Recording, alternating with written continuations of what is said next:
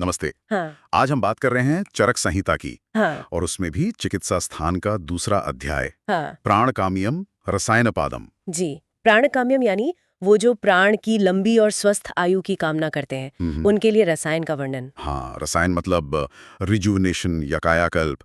तो ये अध्याय खास है। बिल्कुल। आयुर्वेद में रसायन का उद्देश्य आप देखिए सिर्फ रोगों को दूर करना नहीं है, अच्छा। उससे भी आगे है। जी हाँ, उससे कहीं आगे। इसका असल लक्ष्य है लंबी उम्र पाना, बेहतरीन स्वास्थ्य, तेज याददाश्त और मतलब शारीरिक और मानसिक दोनों तरह का बल। वाह, तो ये अध्याय हमें ये सब पाने के तरीके बताएगा। हाँ, ये कुछ खास बहुत शक्तिशाली रसायन योगों पर और उनको कैसे लेना है, क्या परहेज रखना है, इन सब बारीकियों पर रोशनी डालता है। ठीक है, तो चलिए फिर शुरू करते हैं। हाँ, सबसे पहले ही इसमें ग्राम्य आहार का जिक्र आता है और लिखा है कि ये दोषों में गड़बड़ी पैदा कर सकता है।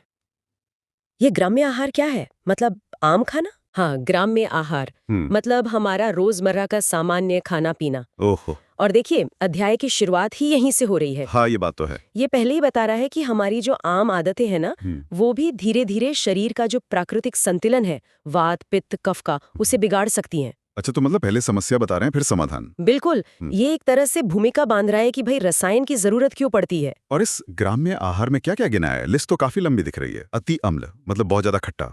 हाँ, अति अम्ल, लवण यानी नमक, कटु यानी तीखा, क्षार। फिर सूखी सब्जियां, सूखा मांस, तिल की चटनी या पेस्ट, उड़द दाल। अरे हाँ, और खास तौर पर विरुद्ध अन्न, हाँ। मतलब इनकम्पैटिबल फूड कॉम्बिनेशंस, जैसे दूध और मछली साथ में। ओ हाँ, वो तो सुना है। और नया अनाज मतलब ताजी फसल का अन्न। और असात्म्य आहार यानी जो खाना शरीर को सूट ना करे। अरे बाप रे, इसमें तो रोज की कितनी सारी चीजें आ गई। हाँ, यही तो सोचने वाली बात है।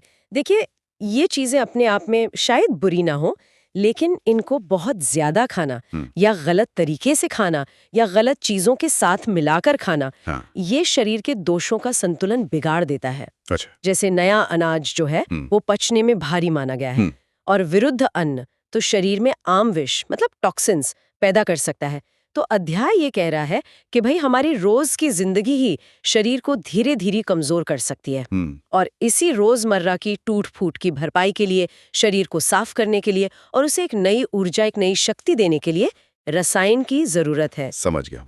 तो इस गड़बड़ी को ठीक करने के लिए, इस कायाकल्प के लिए अध्याय कुछ खास रसायन योग बताता है। जी। जैसे आमलाक यानी आंवला वाले योग हैं, विडंग वलय है, नागबला रसायन है, और एक नाम बार बार आ रहा है, भल्लातक। ये भल्लातक क्या चीज है? लगता है कोई बहुत खास औषधि है ये। हाँ, भल्लातक अंग्रेजी में जिसे मार्किंग नट कहते हैं, वो इस अध्याय में एक बहुत ही शक्तिशाली रसायन औषधि बताई गई है। पर कोई दिक्कत है? हाँ, एक बड़ा लेकिन है। इसके इस्तेमाल में बहुत ज्यादा सावधानी बरतने की जरूरत है। अध्याय खुद इस बारे में चेतावनी देता है। चेतावनी? क्यों? इसके गुण क्या बताएं? यह लिखा है ये तीक्ष्ण है, पाकी है और अग्नि जैसा है, और ये भी कि इसके तेल से ही जलन, सूजन, खुजली हो सकती है।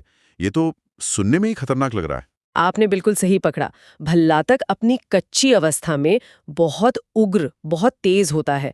अगर स्किन पर लग जाए तो काफी रिएक्शन कर सकता है। तो फिर इसे रसायन कैसे कह रहे हैं? यहीं पर आयुर्वेद का एक बहुत महत्वपूर्ण सिद्धांत काम आता है, शोधन यानी शुद्धिकरण। शोधन मतलब साफ करना? सिर्फ साफ करना नहीं, यूं समझिए ये एक ट्रांसफॉर्मेशन है, एक तरह का रूपांतरण है।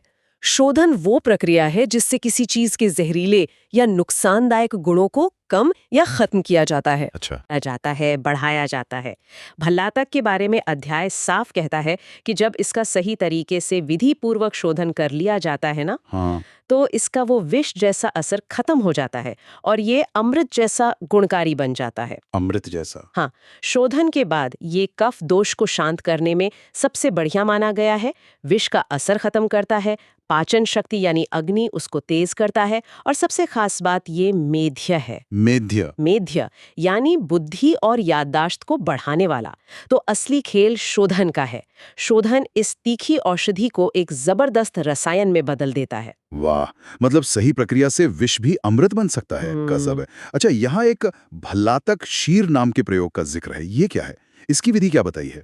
ये वाकई एक बहुत खास और बहुत अनुशासित प्रयोग है।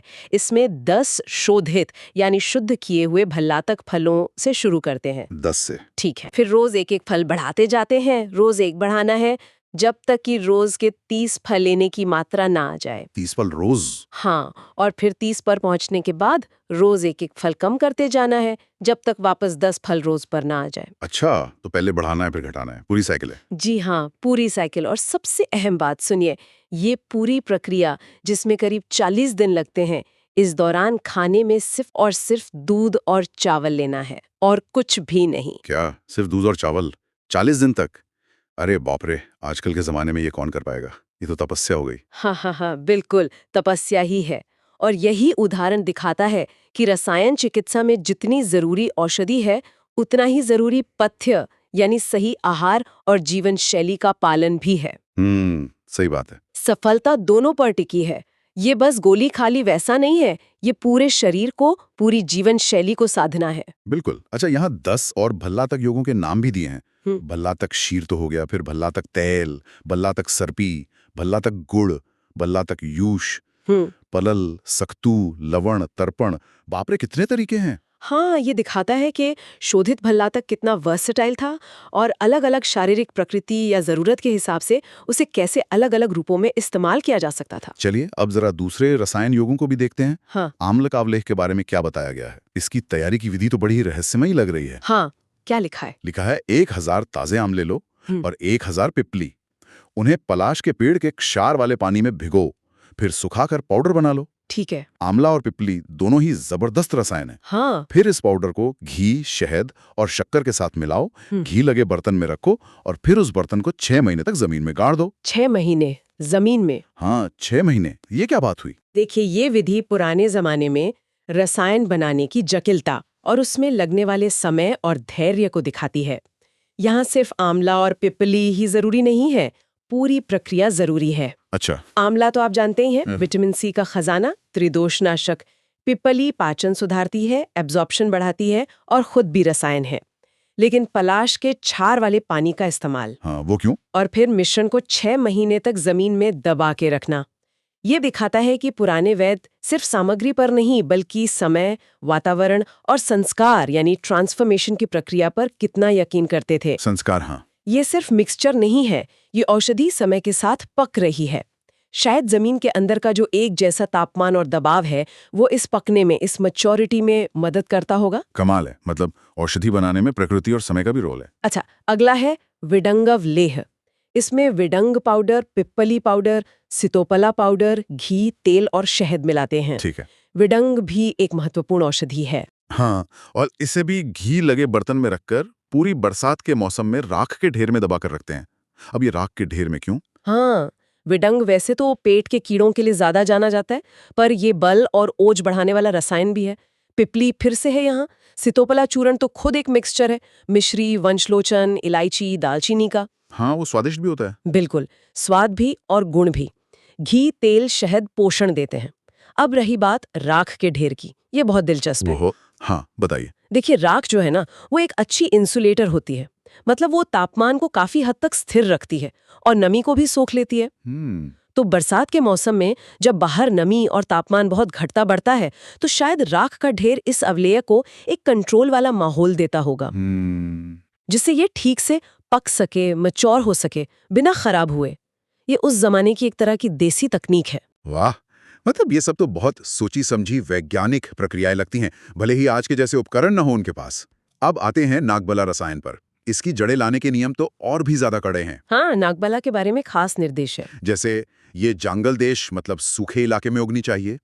जमीन चिकनी, काली या सुनहरी और मीठी होनी चाहिए। मिट्टी की गुणवत्ता पर जोर है। हाँ, और वो जगह जहरीले असर, जंगली जानवरों, तेज हवा, पानी, आग वगैरह से बची हुई हो। खेती वाली जमीन ना हो, दीमक की बाम्बी या शमशान के पास ना हो, मंदिर या घर के पास भी ना हो। स्थान की शुद्धता। और जड़ें सिर्फ माघ और फाल्गुन, मतलब सर्दियों के आखिर में ही लेनी है। इतनी सारी शर्तें क्यों भाई? पौधे का नाम काफी नहीं है? नहीं, काफी नहीं है। ये आयुर्वेद के द्रव्य गुण विज्ञान, मतलब फार्माकोलॉजी और फार्माकोग्नोसी का एकदम सटीक उदाहरण है। अच्छा, द्रव्य गुण विज्ञान। आयुर्वेद मानता है कि जड़ी बूटी की असली शक्ति सिर्फ उसके नाम या स्पीशीज में नहीं है, बल्कि इस बात में है कि वो कहाँ उगी, कैसे माहौल में उगी और उसे कब और कैसे लिया गया। ओह। ये सारे नियम ये शर्तें ये पक्का करने के लिए है कि नागबला की जो जड़ें इस्तेमाल हो रही हैं वो अपनी पूरी शक्ति, पूरी पोटेंसी पर हों। मिट्टी कैसी है, जगह की ऊर्जा कैसी है, आसपास क्या है, किस मौसम में उसे लिया गया, ये सब चीज पौधे के अंदर के केमिकल्स और उसके असर को बदल सकती हैं। मतलब ये तो आज के ऑर्गेनिक और लोकली सोर्स से भी आगे की बात हो गई, हाइपर लोकल सोर्सिंग। हाँ, कह सकते हैं।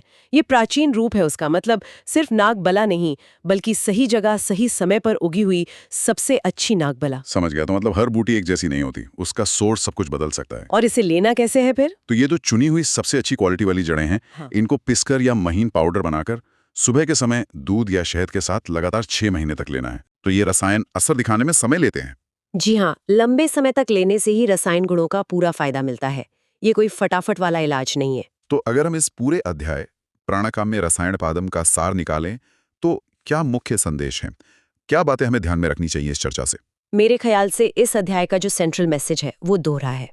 पहला, ये हमें जगाता है, सचेत करता है कि हमारा जो सामान्य रोजमर्रा का जीवन है, हमारा खान पान है, ग्राम्य आहार, वो भी धीरे धीरे हमारे शरीर में असंतुलन पैदा कर सकता है। हाँ, ये तो शुरू में कहा था। जिससे हमारी जीवन शक्ति कम होती है। और दूसरा संदेश ये है कि हाँ, इस नुकसान की भरपाई हो सकती है, कायाकल्प भी हो सकता है, लेकिन उसके लिए साधारण उपाय काफी नहीं है। उसके लिए खास चीजें चाहिए। खास तरीकों से, जैसे शोधन, खास बनाने की विधि, जमीन में दबाना, तैयार करना पड़ता है। और लेना भी सावधानी से है। बिल्कुल। और सबसे जरूरी, इन शक्तिशाली रसायनों को लेते समय पूरा अनुशासन और पथ्य पालन यानी परहेज रखना पड़ता है। जैसे वो भल्लातक शीर वाला कठोर आहार नियम याद है? हाँ बिल्कुल, दूध और चावल वाला। तो संक्षेप में कहें तो बेहतरीन स्वास्थ्य और लंबी उम्र कोई अपने आप मिलने वाली चीज नहीं है। ये एक गहरा, सचेत और अनुशासित प्रयास है, एक साधना है। तो ये थी चरक संहिता के चिकित्सा स्थान के दूसरे अध्याय प्राणकाम्यम रसायन पादम पर हमारी आज की चर्चा।